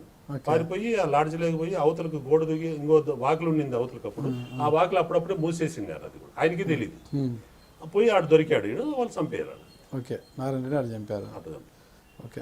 ఆ కేసులో మమ్మల్ని ముద్దాయిలుగా పెట్టారు నారాయణ రెడ్డి గారు. మరి చెన్నారెడ్డి గారిని ఎప్పుడు చంపారు? చెన్నారెడ్డిని తర్వాత ఆయన ఎమ్మెల్యే అయిన తర్వాత చంపింది. ఓకే, అప్పుడు నారాయణ రెడ్డి ముందు చనిపోయాడు. తర్వాత నారాయణ రెడ్డి 83, 85 ఆ మధ్యలో చనిపోయింది. తర్వాత చెన్నారెడ్డి 92లో. చెన్నారెడ్డి గారు ఆయన తర్వాత ఎమ్మెల్యే అయ్యారు. ఎమ్మెల్యే తర్వాత పోలీస్ డ్రెస్సుల్లో వచ్చి చంపారు. అప్పుడు మీరు లేరా పోలీస్ డ్రెస్? అప్పటికే ఉద్యమం నుంచి బయటకు వచ్చేసారు. నాకు వాళ్ళకి సంబంధం అంటే ఆయన చంపింది కూడా మావోయిస్టులే అంటారా? మావోయిస్టులే. అంటే పరిటాల రవీంద్ర గారికి కానీ మీకు కానీ సంబంధం? మాకు ఎలాంటి సంబంధమే లేదు అది. పరిటాల రవికి కానీ మాకు కానీ. ఇప్పుడు పరిటాల రవి ఒకసారి నేను అదే మీకు ఏదో చెప్పబోయాను చూడు, ఒకసారి చెంగల్బెండ ఎలక్షన్ లో అని చెప్పానే, అప్పుడు కూడా నేను పరిటాల రవిని విభేదించాను. అప్పుడు నారాయణ రెడ్డి కొడుకు సూర్య అనేవాడు, మద్దలచెరు సూర్యనారాయణ, ఆ అబ్బాయి ఏజెంట్ గా వచ్చాడు, కౌంటింగ్ ఏజెంట్ గా చెన్నై కొత్తపల్లి. నేను తెలుగుదేశం పార్టీ తరఫున నేను ఏజెంట్ గా పోయాను. అప్పుడు నేను మా మండల కన్వీనర్ని, తెలుగుదేశం పార్టీ కనగానపల్లి మండలి కన్వీనర్. అప్పుడు మా హవా బాగా నడిచింది, పార్టీ కూడా బాగా కొత్తగా వచ్చింది కాబట్టి బాగా ప్రజలు మా వైపు వచ్చేవాళ్ళు. అప్పుడు వాళ్ళు ఓడిపోయారు. కౌంటింగ్కి వచ్చాము, కొత్తగా పెట్టారు సింగిల్ ఎలక్షన్. అప్పుడు బ్యాలెట్ పేపర్ ఇంత జంపు ఉండేది, అది తెల్లవారులు కౌంట్ చేసినా కూడా పొద్దున్న 7 గంటల దాకా కూడా కాలేదు అది. అప్పుడు ఆ అబ్బాయి అనుకుని, అన్న ఎప్పుడు మా వాడు గెలుచుడు పెట్టడు, మా వాడికి ఎవడు ఓట్లు వేయరు అన్న, మీకే సానుభూతి బాగుంది, టీ తాగుదాంరా అన్న, కాఫీ తాగుదాంరా అన్న, నేను బలవంతంగా పిలిచేవాడు. మొత్తం బాగా మాట్లాడేవారు ఆ అబ్బాయి. అప్పుడు బయటికి తీసుకెళ్ళి నన్ను ఒకసారి డిమాండ్ చేసి ఎందుకు ఇన్నిసార్లు పిలిచాడని, సర్లే పోదామని టీ తాగుదామని. అప్పుడు సిగరెట్ తాగే అలవాటు నాకు ఉన్నది, అబ్బాయి తాగుతాను. ఓ సిగరెట్ అన్న అన్నాడు, టీ చెప్పాము. సిగరెట్ తాగుకుంటా నేను ఒకటి అడగాలనుకున్నానన్నా, నాకేమైనా చేయగలవా అని అంటే, చెప్పు ఏదేనంటే, ఇట్లా ఏదో జరిగిపోయిందన్నా, ఇప్పటికన్నా మనం అందరం కలిసి బతుకుదాము, రాజీ అవుదాము, అందరం కలిసే మన ఏరియాలో ఎందుకు మనకు ఫ్యాక్షన్తో మనకు అవసరం లేదన్నా, కలిసి బతుకుదాము అని చెప్పి అడిగాను నన్ను. అడిగితే ఇప్పుడు నీకున్న మనస్తత్వం యువతలు మాకే ఉండాలి కదా, మాకున్న మనస్తత్వం నీకు ఉంటే రాజీ కాగలము, కానీ నేను ప్రయత్నం అయితే చేస్తాను కానీ ఫలిస్తుందని మాత్రం నువ్వు ఆశించద్దు, నా ప్రయత్నం నేను చేస్తానని చెప్పాను. లేదన్నా నువ్వు అనుకుంటే అవుతుంది, ఎట్లన్నా కానీ చూడన్నా మనం రాజీగా పోదాం, ఇష్టం లేకపోయినా మీ అంతకు మీరుందరూ మా అంతకు మేము ఉందాం, మనం ఫ్యాక్షన్ వద్దన్నా అని అన్నాడు. అంటే సర్లే నేను అని ఆ అవకాశం తీసుకుని, అప్పుడు రవి ఇంకా పూర్తి అటు పార్టీలోనూ లేడు, ఇటు తెలుగుదేశం పార్టీలోనూ లేడు. మాకు సానుభూతి పరుడు తప్ప. ఆయన 83 నుంచి మేము పార్టీలో తెలుగుదేశం పార్టీలో పనిచేసిన, ఆయన 93లో ఆయన తెచ్చాం. అంటే 10 సంవత్సరాలు మేమే పార్టీలో సీనియర్లు. నేను ఇదంతా అయిపోయిన తర్వాత ఒకసారి నేనే వెళ్ళాను రవి దగ్గరికి. వెళ్ళి రవి ఇది మాట సందర్భంగా నేను ఒకటి అడిగాను, రవి ఎందుకులే మనకి ఫ్యాక్షన్లు, ఈ గొడవలని సమిసిపోయేటట్టు మనం అందరం కలిసి బతుకుదాము, ఆ ఫ్యాక్షన్కు దూరమై మనం కూడా కొత్త ఉద్యమాన్ని ఒకటి తెచ్చి ప్రజల్లో మంచిగా అందరూ బతికేటట్టు ప్రశాంతంగా బతికే వాతావరణాన్ని క్రియేట్ చేద్దాం. నేను ఒక ఆలోచనకు వచ్చాను, మరి ఏమంటావు అంటే ఏమీ అన్నాడు. సూర్య మనకు ప్రధాన శత్రువు అనుకున్నప్పుడు ఆ అబ్బాయిని కూడా మనం కలుపుకొని అందరూ కలిసిపోదాము అంటే, ఒకేసారి ఆయన డైరెక్ట్గా ఏం మీ నాయన తెచ్చినాడా, నీ తమ్ముడు తెచ్చాడా నువ్వు వాళ్ళతో కలవడానికి? నేను అన్న మీ తమ్ముడు తెచ్చింటే నీకు బాధ ఉంటాండే, నువ్వేం మాట్లాడుతున్నావు అని అడిగాను నన్ను. అది కాదు రవి, మీ నాయన మీ తమ్ముడు ఒక గ్రూపుతోనో తర్వాత ఫ్యాక్షనిస్ట్గానో చావలేదు, మీ నాన్నకు మీ తమ్మునికి ఒక చరిత్ర ఉంది, ఉద్యమకారుల వాళ్ళు ఉద్యమంలో అసూలు బాపారు, అది ఉద్యమం చూసుకుంటుంది, నువ్వెవడు నేనెవడు అని అడిగాను నేను. అంటే బలి చెప్తావు అన్ని సిద్ధాంతాలు పుట్టుకోసి ఎవడు మేము నాశనం అయిపోయాము అది ఇదని ఏదో మనం గ్రామ్యంలో మాట్లాడినట్టు నాతో బాగా కోపడ్డాడు. నువ్వు ఆలోచన చేసుకుని నీకేం సంబంధం ఉంది, నీకేం రైట్ ఉందరా, నీకు అసలు నీకు సంబంధమే లేదు, మీ నాయన వాళ్ళని ఫ్యాక్షనిస్టులు చంపలేదు, ఒక ఉద్యమాన్ని ఆర్పాలనే ఉద్దేశంతో ఎవరో అవతల శత్రువులు, బలమైన శత్రువులు మీ నాన్నే నేను తమ్ముని చంపారు, అది పార్టీ చూసుకుంటుంది, నువ్వెవడు నేనెవడు అని అన్నా కూడా ఆయన వినలేదు. సర్లే ఆ రోజుతో ఇంక అందరితో ఆపేసి, తర్వాత ఒక 3 నెలలు 4 నెలలు పోయిన తర్వాత మళ్ళీ ఒకసారి నేను మళ్ళీ రిమైండ్ చేశాను, ఏం రవి ఇంకొకసారి ఆలోచించి మనం ఏదో ఒక రూపంలో మనం వచ్చిన దానికి మన ఏరియాని ఏదో ప్రశాంతంగా జీవిస్తే మనకు కూడా ఒక కీర్తి ప్రజలు హాయిగా బతుకుతారు, దాన్ని ఒక్కసారి ఆలోచన చేయాలంటే చూడన్నా అది తప్ప ఏదైనా ఉంటే మాట్లాడు, లేకుంటే నాకు నీకు సంబంధమే లేదన్న. సరే ఎందుకులే ఇంక ఈయనతో మనం ఆయన మనస్తత్వం ఆయనకు ఉండలే, మనం ఎందుకులే అన్నట్టు దాంట్లో నేను కాబట్టి మళ్ళీ ఆ అబ్బాయిని పిలిచి చెప్పాను, రే నీ జాగ్రత్తలో నువ్వు ఉండు, మా జాగ్రత్తలో మేము ఉంటాము, నీ రాజకీయం వేరు మా రాజకీయం వేరు, కానీ ప్రయత్నించినా ఫలించలేదు, నీ జాగ్రత్తలో నువ్వు ఉండు, అవసరమైతే నిన్ను మేము చంపచ్చు, మమ్మల్ని నువ్వు చంపచ్చు, ఎవరెవరి శక్తి ఏందో వాళ్ళు చేయించినప్పుడు మేము గొప్పలం కావచ్చు, నువ్వు గొప్పోడు కావచ్చు, కానీ నీ జాగ్రత్తలో నువ్వు ఉండి, ఈ రోజు నుంచి మాకు సంబంధం లేదని చెప్పి నేను క్లియర్గా చెప్పేశాను అబ్బాయి. చెప్పిన తర్వాత ఇంకా ఆ రోజు నుంచి అందరూ దూరం అయ్యాం ఎవరికంతకు వాళ్ళు. తర్వాత మధ్యలో మళ్ళీ ఎప్పుడు ఎవరు కలిసింది లేదు, ఒకరికొకరు మాట్లాడింది కూడా. పరిటాల రవి గారితో మీరు అంత ఉన్న సఖ్యతగా ఉంటే ఆయనకు సూచనలు సలహాలు ఇవ్వడంలో మీరే కీలకమంటారు. అయితే ఆ తర్వాత సాన చెన్నారెడ్డి గారిని మావోయిస్టు పార్టీ చంపిన, నారాయణ రెడ్డి గారిని మావోయిస్టు పార్టీ చంపిన, తర్వాత రమణారెడ్డి గారిని ఓబుల్ రెడ్డి గారిని హైదరాబాద్లో చంపారు లాడ్జ్లో, రమణారెడ్డి గారిని ఆడే ఎమ్మెల్యే కోటర్స్ దగ్గర ఇక్కడ చంపారు. ఇవన్నీ కూడా అంటే మీకు తెలియకుండానే జరిగాయంటారా? అంటే అప్పటికి నేను ఈ ఉద్యమం నుంచి బయటకు వచ్చిన తర్వాత తెలుగుదేశం పార్టీలో చేరిన తర్వాత కొన్ని సందర్భాల్లో రవిని చాలా వ్యతిరేకించాను. అంటే ఈ ఫ్యాక్షన్ గొడవలు ఉండకూడదు అనే ఉద్దేశంతో నేను రవిని చాలాసార్లు వ్యతిరేకించాను. ఇది పద్ధతి కాదు, మనం ఏదైనా మారాలి అని చెప్పి ఇటువంటి ఇష్యూలు వచ్చినప్పుడు నేను 2-3 ఖండించాను ఆయన. మనకు ప్రధానమైన శత్రువులు నారాయణ రెడ్డి ఫ్యామిలీ, చెన్నారెడ్డి ఫ్యామిలీ జిల్లాలో, మిగతా రెడ్లు ఎవరు మనకు శత్రువులు కాదు కదా. అటువంటప్పుడు నువ్వు చేసే పనికి జిల్లాలోనే కాకుండా స్టేట్లో ఉండే రెడ్లందరూ మనకు శత్రువులుగా తయారవుతున్నారు, ఒక్కసారన్నా ఆలోచన చేసావని అడిగాను నేను. అడిగితే నువ్వు బలి చెప్తావులే అన్నా, నువ్వు అన్ని ఇట్లాంటివన్నీ మాట్లాడతావు, అన్ని ధర్మ సిద్ధాంతాలు చెప్తావు, నువ్వు నీకేమి మీ నాయన చచ్చింటే నీకు బాధ, మా వాళ్ళు చచ్చారు కట్టి నాకు బాధ అని అదే రిమైండ్ చేస్తాడు. ఎన్నిసార్లు చెప్పినా ఆ వాదంతోనే వచ్చాడు ఆయన. కరెక్టే రవి, ఇప్పుడు మీ నాన్న చంపినా, మా నాన్న చంపినా, ఇంకోటి చంపినా అనేది కాదు, ప్రధానంగా మనకు ఆ 2 కుటుంబాలే మన శత్రువులు. ఏదో రూపంలో కానీ ఎటువన్నా కానీ, అటు పార్టీ తరఫున కావచ్చు, వ్యక్తిగతంగా కావచ్చు, మనకు కులం పరంగా కానీ.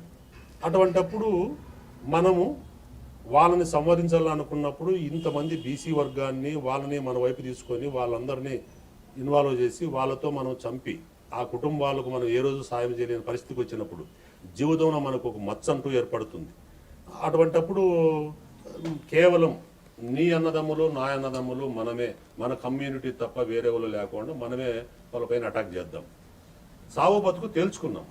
అటు వాళ్ళు చచ్చినా మనం మిగులుతాము, మనం చచ్చితే వాళ్ళు మిగులుతారు. ఏదో ఒకటి ఉద్యమం, ఎవరో ఒకరు బలాఢ్యులు అవుతారు. ఇద్దరం ఉండి రోజు కొట్లాడి ఎవరినో నా మధ్య కులస్తులను బలిపసం చేయడం నాకు ఇష్టం లేదు. మరి దీనికి ప్రిపేర్ అను అని అడిగాను నేను. బలి చెప్తావు, ఎవడున్నాడు, నా తమ్ముడు ఎవడున్నాడు, నా బంధువులు ఎవరు, నీ బంధువులు ఎవడు వస్తాడు, అది ఎవడన్నా కానీ ఉన్నోళ్ళు 10 మంది కానీ అన్నప్పుడు దానికి ఒప్పుకోలేదు ఆయన. నువ్వన్నీ బలి చెప్తావు, లేదు నువ్వు చంపుతావు నేను చంపుతాను అన్నాడు. అంటే ఆయనకి ఎటు తిరిగి ఫ్యాక్షన్ పెంచాలనేది తప్ప ఇక్కడ ఉంచాలని లేదు లేదు.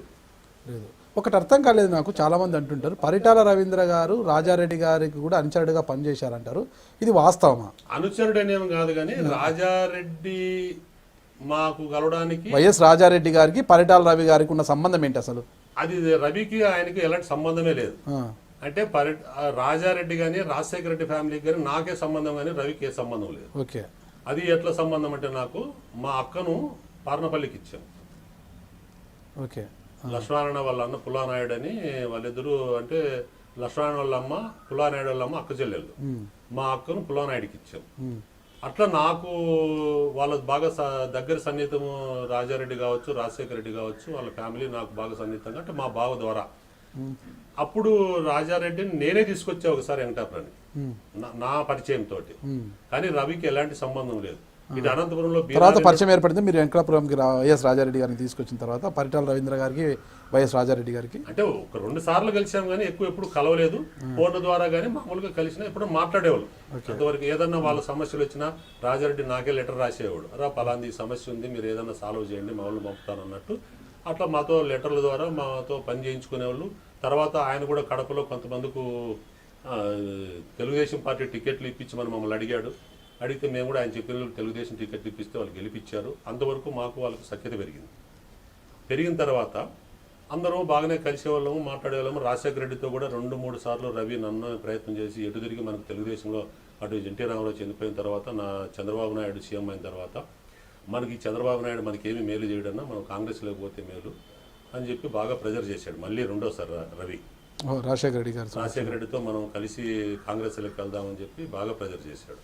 ప్రెజర్ చేస్తే నేను చెప్పాను, రవి ఎందుకు మనం దాంట్లో ఇమడలేము, అంతా రెడ్లు, దాంట్లో మనం వెళితే ఇప్పుడు కమ్యూనిటీ బేస్ పైన మనం గౌరవించరు, మరి ఎందుకు నీకు ఆ ఆలోచన, దాన్ని మానేయంటే లేదులే ఈ చంద్రబాబు మనకేం చేసేవాడు కాదు, వీడు దొంగనాయలు పని చేయించుకునేవాడు కానీ మనకేం ఉపయోగపడేవాడు కాదు, అది ఇదని చెప్పి చాలా రకాల ప్రయత్నం చేశాడు. సరే ఎందుకైనా మంచిది అని చెప్పి మంచి క్రూషియల్ పీరియడ్ అప్పుడు రాజశేఖర రెడ్డికి. ఇప్పుడు నేదరమల్లి జనార్దన్ రెడ్డిని సీఎం చేసేటప్పుడు మరిచెన్నారెడ్డిని దించే మూమెంట్లో ఆ టైంలో రాజశేఖర రెడ్డిని కలవాలని ప్రెజర్ చేశాడు. చేస్తే నేను తట్టుకోలేని పరిస్థితుల్లో ఎస్ రామచంద్రరెడ్డిని, గజ్జలప్పుని, చమనుని, మేము 4 కలిగి రాజశేఖర రెడ్డి ఇంటికి వెళ్ళాం. ఇక్కడ హైదరాబాద్లో వెళ్తే నువ్వేం చేసుకుంటావో, మనం పార్టీ విడిపోవాలి, కాంగ్రెస్లో చేరాలి అనే ప్రెజర్ పెట్టాడు. చెప్తే సరే ఎందుకులే ఇవ్వాలి, ఒప్పుకోరు, మనం చేరమలే అని చెప్పి ఆయన ఎందుకు నేను నిష్ఠూరం కావాలనే ఉద్దేశంతో వీళ్ళని తీసుకుని వెళ్ళాను. నేను తీసుకొని వెళితే ఏం రాజన్న వచ్చావు అన్నాడు రాజశేఖర రెడ్డి. అన్న ఏదో పని ఉంది అంటే, ఒక్క 2 నిమిషాలు ఆగు అని. అప్పటికే ఆయన దగ్గర ఒక 70 మంది ఎమ్మెల్యేలు ఉన్నారు, ఒక 25-30 మంది లోపు ఎంపీలు ఉన్నారు ఇంటి దగ్గర. విపరీతమైన రష్ ఉంది. వాళ్ళందరినీ ఒక అరగంటలో డిస్పాచ్ చేసేసి మళ్ళీ నా దగ్గరికి వచ్చాడు. వచ్చి ఏం చెప్పు రాజన్న అది ఇది అన్న. ఏం లేదన్నా, ఆయన చెప్పితే ఎంత చెప్పినా వినడం లేదు, తెలుగుదేశం వద్దు, మనం కాంగ్రెస్లోకి చేద్దాం, అన్న దగ్గరికి పోయిరా పను అని చెప్పి నన్ను డిమాండ్ చేశాడు. అంటే ఆయనకంటే బుద్ధి లేదు, నీకు బుద్ధి లేదా అన్నాడు రాజశేఖర్ రెడ్డి. లేదన్నా నేను చెప్పాను అంటే, ఇంతకు ముందు చాలాసార్లు జరిగింది మా మధ్య ఇది.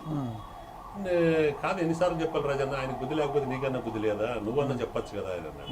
అన్నా ఏ రూపంలో చెప్పినా ఆయన ఒకటే చెప్తున్నాడు, పార్టీలకు వస్తుంటే ఆహ్వానించవచ్చు కదా రాజశేఖర్ రెడ్డి. ఆహ్వానించవచ్చు అంటే ఆయన మా శ్రేయోభిలాషిగానే చెప్పాడు ఆ రోజు. ఏం చెప్పాడంటే, కాదు రాజన్న, ఇప్పుడు నేనే స్వపక్షంలోనే ప్రతిపక్షంగా ఉన్నా, నేనే కొట్టుమిట్టాడుతున్నా 25 సంవత్సరాలు 30 సంవత్సరాలు నేను రాజకీయ జీవితం అంతా కాంగ్రెస్ పార్టీకి సేవ చేశా. నన్నే ఎదగనేలేదు వీళ్ళు. మీరు ఈ రోజు వస్తే అంతా రెడ్ల రాజ్యం ఉంది, ఇప్పుడు అంతా రెడ్లేదు ఇంట్లో. మీరు ఏ మూలను కూర్చుంటారో, మీరు మాలో ఇమ్మలేరు, మమ్మల్ని సమర్థించలేరు, మిమ్మల్ని మేము గౌరవించలేరు. ఎందుకు మీకు ఆ ఆశ, కాంగ్రెస్లో ఏముందని మీరు వస్తున్నారు అని చెప్పి అడిగాను నన్ను. అని లేదన్నా ఆయన ఎంత చెప్పినా ఏం లేదంటే ఆయన మూర్ఖుడు, ఆయనకు రాజకీయ అవగాహన లేదు, నువ్వు పక్క నుండి కూడా నువ్వే ఇటు చేస్తే అట్లా ఆయనకు నచ్చ చెప్పొచ్చు కదా అంటే, నేను చెప్పే పద్ధతిలో చెప్పినా ఆయన ఎన్నుకోకున్నప్పుడు నేను లాస్ట్కి వచ్చాను అని అంటే, అయితే ఒక పని చెయ్యి, నువ్వు గజ్జలప్పు నేను రామచంద్రారెడ్డిని వదిలిపెట్టేసి 9:30కి నువ్వు చెమనిద్దరు రండి అని.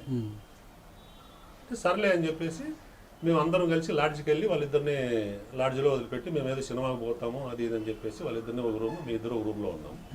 వాళ్ళిద్దరూ ఆడే వచ్చేసి మేమిద్దరు సైలెంట్గా బయటకు వచ్చేసి డైరెక్ట్గా అప్పుడు మళ్ళీ ఆయన పిఏ ఎవరో అతను పిలిచి, ఈయన రాజన్ అని వస్తాడు, ఈయన గుర్తుపెట్టుకో, ఈయన వస్తానే 9:15కి ఇటుకు వస్తాడు నా బెడ్రూమ్లో కూర్చోబెట్టి నేను ఒక అరగంటలో మళ్ళీ వాళ్ళతో కలుస్తాను, నువ్వు జాగ్రత్తగా ఉండి ఆయన లోపలికి తీసుకెళ్ళి నువ్వు కూర్చోబెట్టు అని చెప్పి వాళ్ళు పిలిచి చెప్పాడు. చెప్తే సర్లే అని ఇంక మేము వెళ్ళి వచ్చేసి మళ్ళీ 9:15కి రాజశేఖర్ ఇంటికి పోయాం.